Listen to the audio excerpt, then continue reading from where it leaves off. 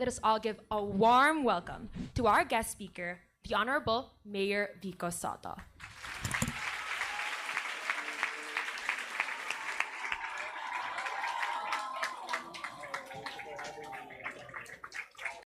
For me, there are two things that are very important. Number one, we have to be prepared. But whether you work in the public or private sector, it's very important that before we dive into the middle of the ocean, so to speak, that we're very prepared. Number two is having people around me who share the same or at least very similar principles, values, and beliefs.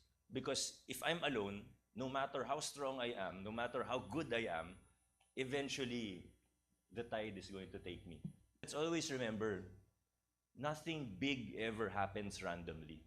Everything big starts out small. As a high school student, as an ordinary citizen who's not working in government, what can I do? We have to start with the little things.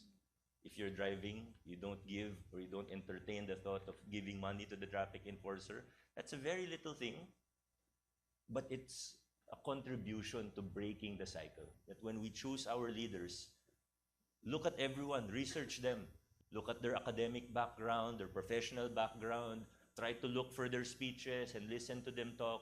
That's one way that we can break this cycle and have better politics in our country. You don't need to be a politician or run for elective office to help. For me, it was always just taking it one day at a time. Yes, we have our big goals, our big dreams, but what's more important are the everyday little decisions that we make.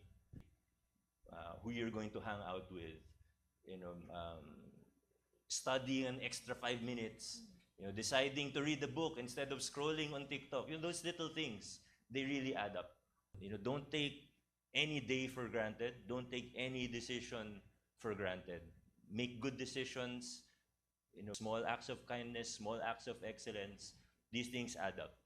And after 10 years, after 20 years, you'll be surprised at what you've accomplished and what we've reached, maybe even as a nation.